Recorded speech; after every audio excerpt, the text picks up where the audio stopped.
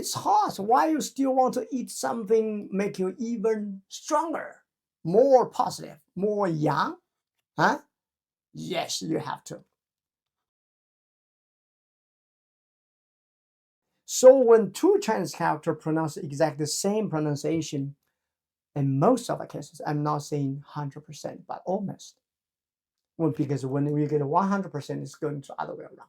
Okay, almost 100%. Let's say 90%.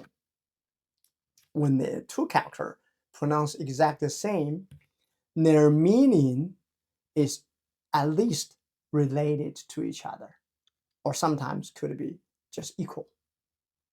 Depends how you use it under different contexts, but they are related.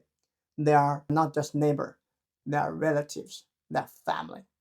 So this yang and this yang, on the property wise and quality wise, they are both positive, strong, outgoing, manly, energetic. They're positive, that kind of energetic, strong, that kind of energetic energy. So that's how it's hot. Why you still want to eat something make you even stronger, more positive, more yang? Huh? Yes, you have to. Based on Huangdi Neijing, the traditional Chinese medicine, the principle of Huangdi Neijing. When it's getting really warmer and more, hot and hotter, the heat inside of the internal organs need to come out to maintain a stable temperature for organs in order to maintain a good metabolism. Yeah, that's understandable. That's science, right? But we mentioned last time, I push a little bit more heat outside. And at the same time, maybe during the last winter or the spring just before this season, or even the winter from last year, or even the autumn from last year, you catch some cold air, cold qi, for some reason, get into the body and stay there. When the climate outside changes hotter and hotter, your heat inside also help pushing out. But in all this hot qi, there are kind of some cold qi embedded into, because you didn't really maintain your body well in the winter or last autumn. They're kind of embedded into, cover it, all come out. Especially for those cold qi, you need your inside heat, the energy need to push this thing out. That's Mother Nature to push all those bad things out. So, but when one person has more that kind of yin qi,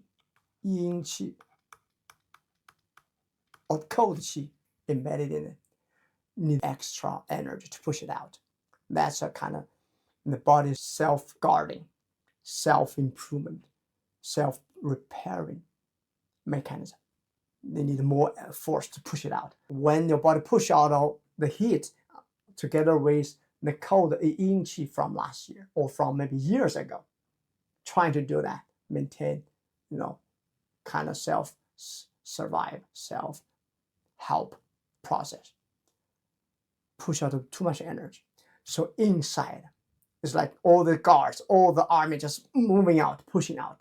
The inside getting kind of hollow, getting weak, getting weaker. So even though you feel hot on the surface, inside actually too much heat coming out. Inside need more, the real yang, the real hot energy. So that's how, according to Huangdi Neijing or classical Chinese medicine, we need to eat some yang. We need to make up more yang for our inner body. So one way to do it, we eat some yang, the same yang. Not pork, not beef.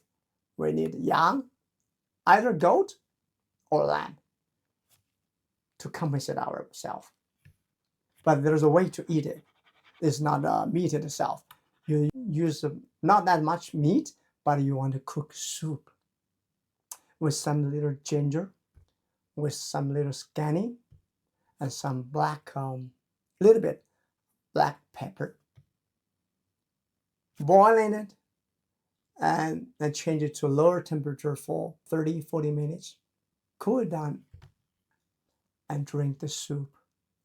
That's the way to complement yourself, to carry yourself with more yang by eating this yang.